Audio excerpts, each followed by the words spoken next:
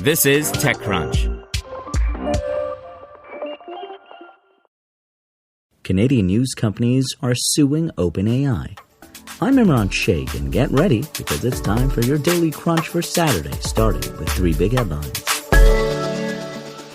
So, Meta, the parent company of Facebook, Instagram, and WhatsApp, is the second biggest driver of internet usage globally. Its properties, and there, as the dearly departed Carl Sagan would say, billions and billions of users, account for 10% of all fixed and 22% of all mobile traffic. Meta's investments into artificial intelligence stand to boost that usage even further. So, to make sure it'll have reliable infrastructure to support that business, Meta's taking the pipes into its own hands. That's right, TechCrunch has confirmed with sources close to the company that Meta plans to build a new major fiber optic subsea cable extending around the world, a 40,000-plus kilometer project that could total more than $10 billion of investment. Critically, Meta will be the sole owner and user of this subsea cable, a first for the company and thus representing a milestone for its infrastructure efforts. The cable, when completed, would give Meta a dedicated pipe for data traffic around the world. Sequoia is closing in on making its first deal in India and the broader Asian-Pacific region since it split with former partners, according to 4 sources familiar with the matter.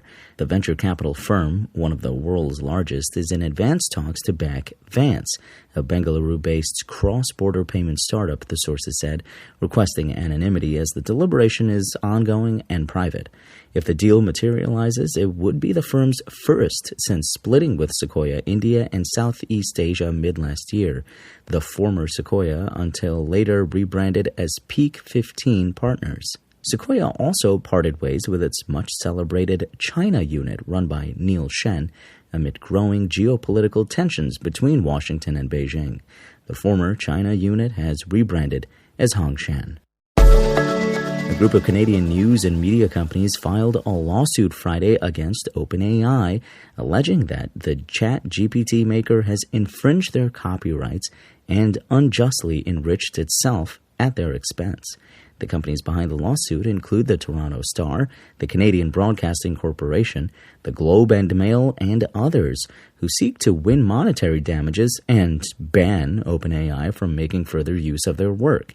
The news company said that OpenAI has used content scraped from their websites to train the large language models that power ChatGPT, content that is the product of immense time, effort, and cost on behalf of the news media companies and their journalists, editors, and staff.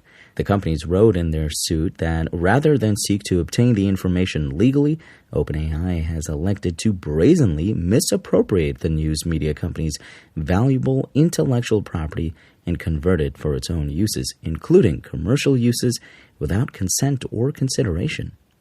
OpenAI is also facing copyright lawsuits from the New York Times, New York Daily News, YouTube creators, and authors, including comedian Sarah Silverman. And here's what you need to know from the world of startups.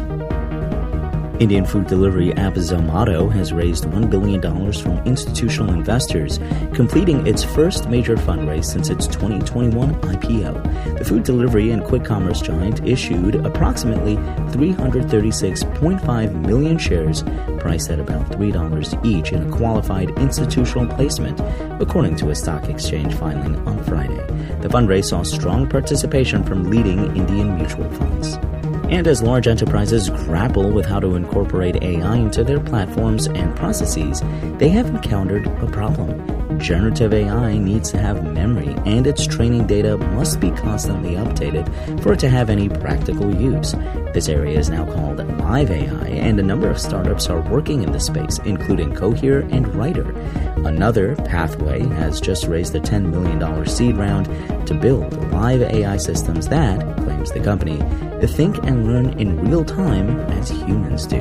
The round was led by TQ Ventures with participation from Cadmos, Innovo, Market One Capital, ID4, and angel investors. And that's your Daily Crunch. Today's stories were reported by Anthony Ha, Ingrid Lunden, and more beautiful, lovely TechCrunch journalists. We'll see you here next week, and until then, find us at TechCrunch.com.